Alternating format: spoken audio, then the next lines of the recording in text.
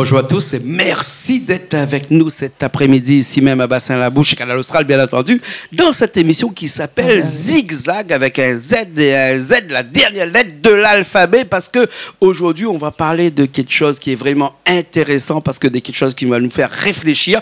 Mais que dis-je, réfléchir c'est bien, mais en parler c'est encore mieux. Et j'ai avec moi le plaisir de co-présenter cette émission avec Julia Pavot qui est avec moi. Comment ça va, Julie? Bonjour. Vous allez bien? Oh là là, quelle belle présentation. Oui, ça va très bien. Et toi, ça va? Moi, ça va très, très, très bien. Oui. On reçoit quelqu'un. Tout à fait. Ou quelqu'un. Quelqu'une.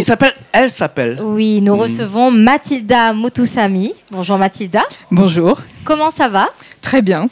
Alors Mathilda, si je te parle de poussière d'étoiles, de cosmos, d'univers, est-ce que ça te parle, tous ces mots? Alors, bien sûr, évidemment. Du coup, j'ai appelé mon entreprise comme ça en tant qu'énergéticienne parce que je suis fascinée par le mystère, en fait, et toutes ces questions que toutes les spiritualités et toutes les religions, c'est des questions qu'on se pose depuis la nuit des temps et on n'a toujours pas vraiment tranché sur ces questions-là. Et moi, j'ai une question à te poser. J'ai une question. Moi, je vais direct à une question. Moi, j'ai envie de savoir, parce que le savoir et moi, ça ne fait qu'un. Tu m'as devancé.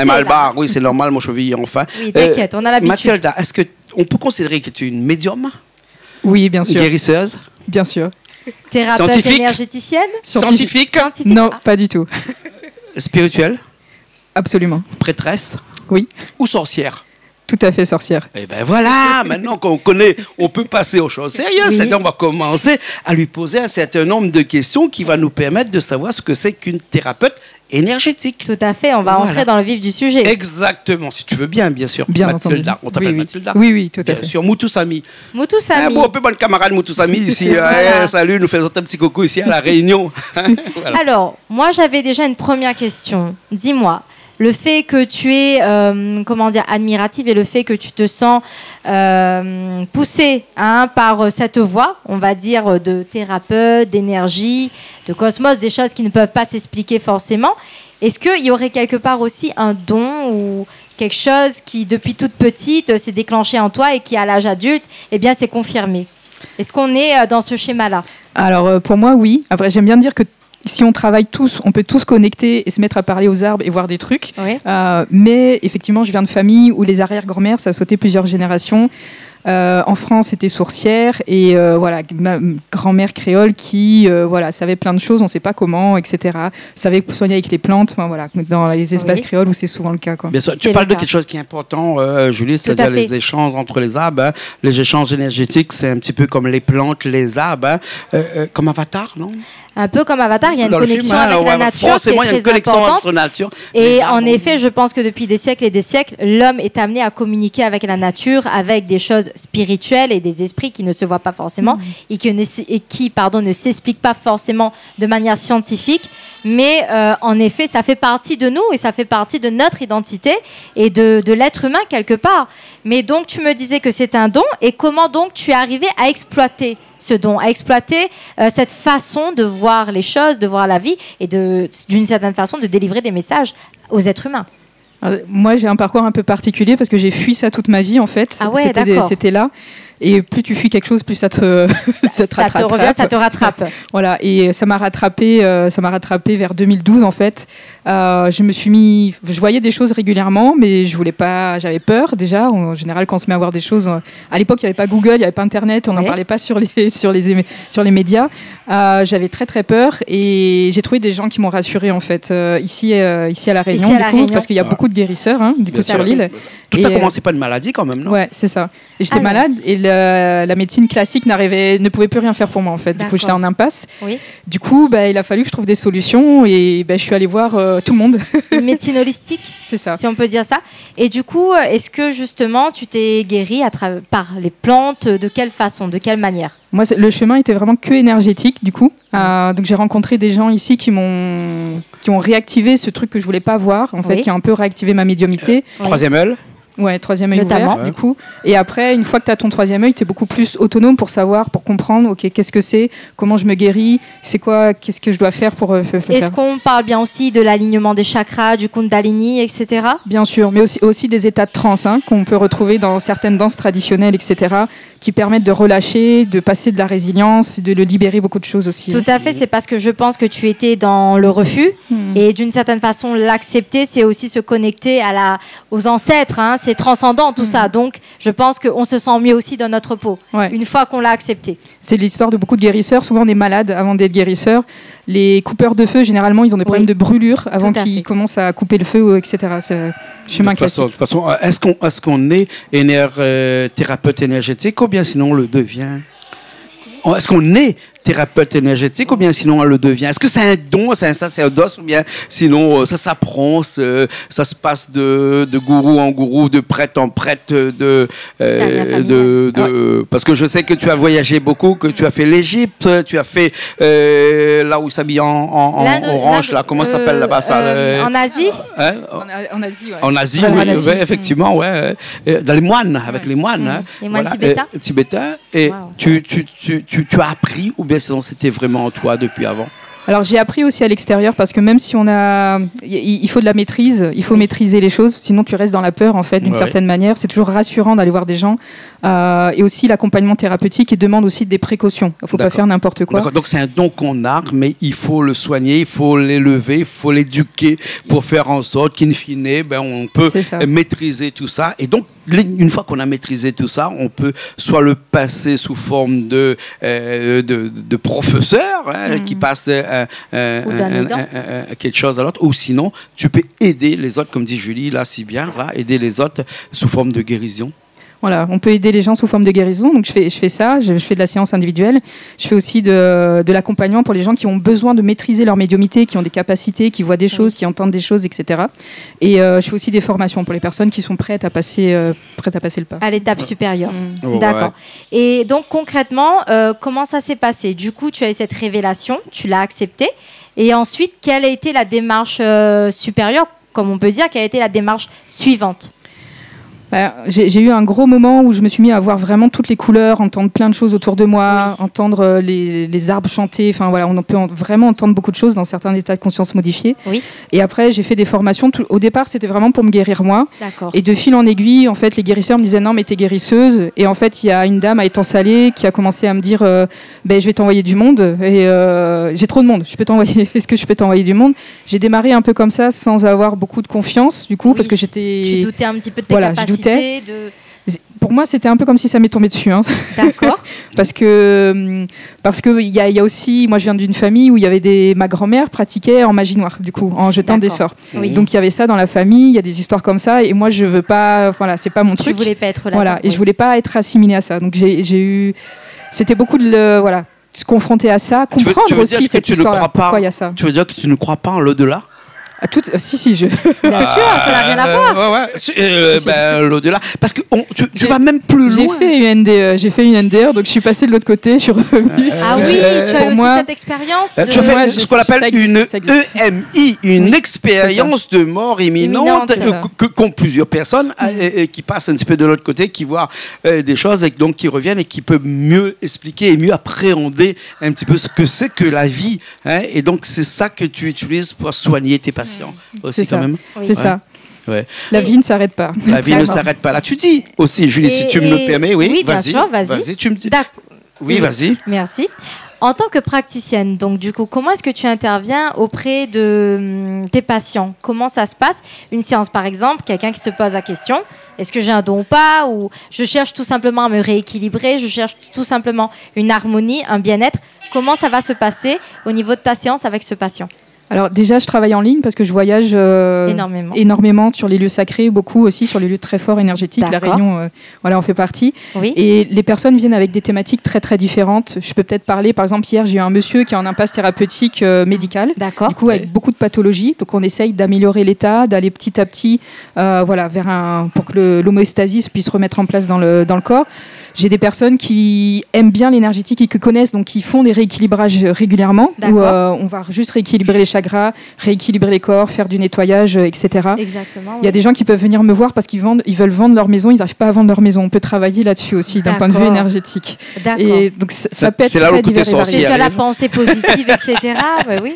Oui, je plaisante, mais l'énergie est partout, hein, c'est vous qui l'avez dit. Est-ce que c'est fatigant d'avoir de l'énergie qui circule tout le temps? Pas du tout. c'est mauvais signe. Si on soigne et qu'on est fatigué, Oui. c'est mauvais signe, c'est qu'on est en train de récupérer de la mauvaise énergie. Pourquoi quelqu'un qui fait un massage énergétique, hein, on reprend les mots, et qui, une fois que le massage est fait, dit il est fatigué, elle est fatiguée, ou machin, ça veut dire quoi alors? Parce que En massage, il y a de la force corporelle qui est demandée, fait. donc c'est assez, Physique ça aussi, peut être on très touche. physique aussi Oui. pour certaines personnes.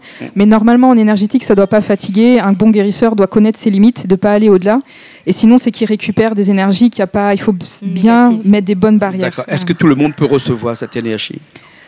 Toutes les personnes qui ont envie, même les gens qui ressentent pas, peuvent recevoir, du moment qu'il y a du consentement et qu'il y a de l'envie. Ouais. Ouais, D'accord. d'accord. Ouais. Et de ce fait, sont bien avec les hommes. Oui. Alors donc, du coup, on a parlé aussi de l'harmonie, le travail avec l'être humain, la nature. Mais en quoi la nature est-elle importante dans le domaine où vous exercez? La nature, c'est le premier élément qui permet de rééquilibrer nos énergies, en fait. À La Réunion, en plus, on a de la chance. Voilà, il y a vraiment C'est une plein d'endroits. terre historique, il y a plein d'histoires. Et en effet, c'est chargé d'énergie. Ouais. Mais de ce fait, par exemple, donc tu me dis que tout le monde est capable de ressentir l'énergie, de ressentir les choses. Mais comment faire pour faire vibrer en soi cette énergie et réveiller quelque chose en nous? Comment peut-on le faire? Ça peut être très simple parce que parfois ça se fait sans qu'on se rende compte. Quand on se met sous un arbre, surtout si c'est un gros arbre, Oui. en fait les énergies personnelles elles se synchronisent avec les énergies de l'arbre tout naturellement du coup. Et généralement quand on va dans la nature on se sent bien, tout le monde se Tout sent à Donc, fait. quand moi je vais embrasser un arbre, quand tout le monde rigole, c'est pas grave. Hein? C'est pas grave. J'embrasse l'arbre, moi. Oui, bah, Ouais, tu as raison. Ouais. Et qu'est-ce qu'on ressent à ce moment-là quand on est en pleine connexion avec la nature ou quand on est en pleine connexion avec ce milieu spirituel? Alors c'est un bien-être en général, on se sent bien, il y a une sensation de paix, une sensation de présence, on est bien en fait tout simplement. De lumière. Donc voilà, on va rester, on va manger un curry et on va rester longtemps sous l'arbre. D'accord, très bien. D'accord. Alors, moi j'ai envie de te poser une question qui revient à ce troisième œil qu'on a parlé tout à l'heure, Oui. qui sont dans plusieurs religions aussi, parce que le troisième œil n'est pas seulement dans une forme un petit peu hypothétique, mais quand même, elle existe dans plusieurs religions. Ce troisième œil te fait voir des choses que les autres ne voient pas, et j'ai l'impression, quand j'ai regardé un petit peu ce que tu faisais, c'est que tu crois à ce qu'on appelle un multivers, c'est-à-dire un univers qui est presque parallèle. Est-ce que c'est vraiment une hypothèse ou bien sinon c'est quelque chose que d'après toi, parce que tu dis j'ai écouté un petit peu, tu dis que lorsque tu es dans un système, tu penses vraiment qu'il y a un système parallèle qui te permet d'aller guérir des gens par ce système parallèle, par cet univers parallèle, qu'il y a beaucoup de choses qu'on ne connaît pas, hein, notamment tu dis quelque chose qui est très important, je vais lire ma fiche, l'univers est vaste avec un TE. N'est-ce pas, Oui. Julien? Le cosmos est inconnu, ou presque, hein, c'est moi qui le dis, mais les océans sont inconnus, surtout en profondeur. Ça veut dire qu'il y a tellement de choses sur cette Terre qu'on ne connaît pas surface. nous-mêmes. Hein, et donc, si ce multivers existait, pourquoi on ne croirait pas aussi à ce multivers-là? On a l'impression que tu es connecté avec quelque chose que nous, on ne l'est pas. Hein, et c'est pas en 16 minutes que tu vas nous expliquer tout ça, bien entendu. Hein, sinon, il faut aller sur mathildamoutoussami.com. Bien sûr. Non, mathildamoutoussami.com. Un petit bout de réponse. En plus de 16 minutes. Explique-nous un petit coup. Le plus simple à expliquer, c'est que moi, j'ai vécu donc une AMI, je suis passée de l'autre côté, Oui. donc j'ai vu qu'il y a de l'autre côté. Donc ça, c'est assez simple à comprendre. Donc quand tu passes de l'autre côté, tu te rends compte que la vie continue après, donc ça pose l'hypothèse des vies antérieures. D'accord. Et après, si tu peux aller... Après, je suis pas scientifique, hein. Moi, c'est Oui. mon expérience en tant Tout à que fait. médium, mais je sais que pour m'être intéressée un petit peu, en physique quantique, il y a des choses qui vont un petit peu dans ce sens-là, sans être complètement... exactement, correspondre à ce que je raconte moi, du coup. Mais Mathilda, moi, ma question, c'est y a-t-il quelque chose après notre mort?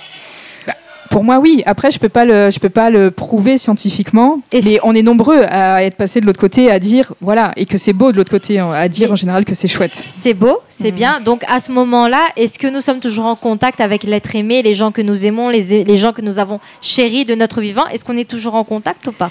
Oui, bien sûr. Et comme il y a tout un tas de manières de les contacter ici, dans les services cabarets ici, Oui. et il y a plein d'autres dans le monde de manières de les chez contacter. les Indiens, chez les hindous, la façon de commémorer les ancêtres à travers un Samblani, ça peut être de cette manière. Voilà. Il y avait la Toussaint il n'y a pas longtemps, voilà, la fête des morts.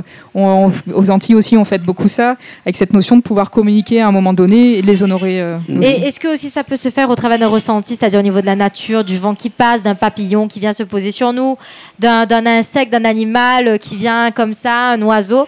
Ça peut se... Beaucoup de personnes vont dire que voilà, les signes, ce qu'on appelle les signes, vont corroborer. Parfois aussi, des gens ressentent des odeurs, l'odeur de la personne alors qu'elle n'est pas là.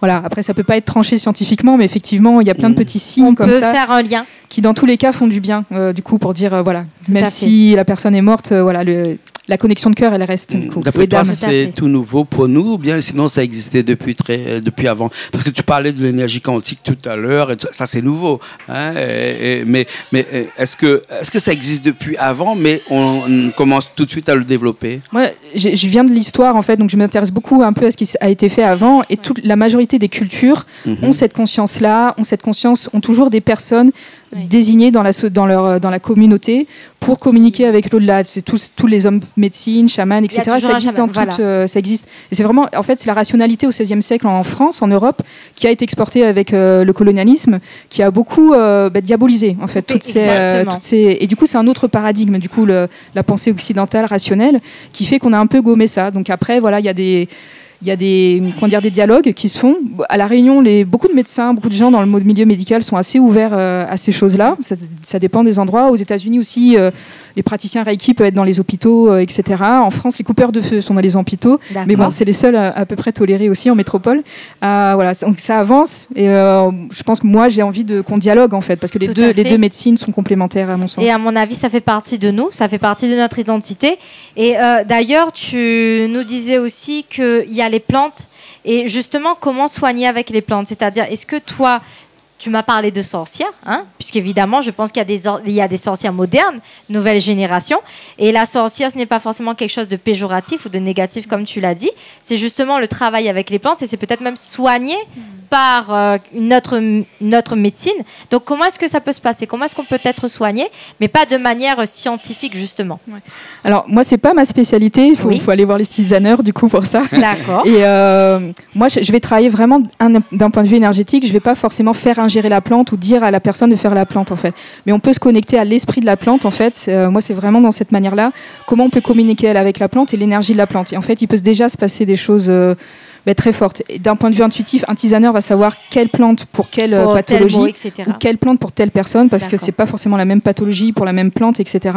Et c'est pareil pour moi, ça va être très intuitif. Tout d'un coup, je vais entendre et ça va me dire, je vais entendre des voix en fait. Ça me dit voilà telle huile essentielle, tel truc. Après moi c'est vraiment plus énergétique du coup. Et aussi une imposition des mains. Voilà, moi c'est vraiment sur l'imposition des mains, même quand je travaille à distance, c'est vraiment les mains qui sont... Tu dis qu'à travers les mains, il y a beaucoup d'énergie qui passe. Voilà, voilà, c'est les magnétiseurs, tous, on sent la chaleur, le froid en fonction du type d'énergie qu'on rencontre avec les mains. Tu dis aussi que pour s'écouter, il faut ralentir. Explique-nous. Ah oui, c'est vraiment ralentir et respirer, du coup, parce que la vie moderne, elle est vraiment... On n'a pas le temps, et en fait, fondamentalement, c'est ressentir, et revenir au ressenti corporel. On vit dans un monde qui nous demande de réfléchir tout le temps, mais quand on réfléchit tout le temps, on a moins le temps de ressentir le corps, du coup. Oui. Et quand on ressent le corps, on commence à ressentir le corps, déjà, c'est une première étape, et après, il y a des sensations plus subtiles qui viennent. On peut ressentir des choses à l'extérieur du corps, et là, on commence à toucher un petit peu plus. Et ça, c'est vraiment quelque chose qui, avec la pratique, peut se faire. Ça se fait en yoga, ça se fait dans le qigong, ça se fait dans tout un tas de pratiques, etc. Donc, mais ça demande de ralentir, vraiment. D'accord. En tout cas, merci beaucoup. Merci Julie d'être avec nous aujourd'hui. Merci aussi Mathilda Moutoussamy.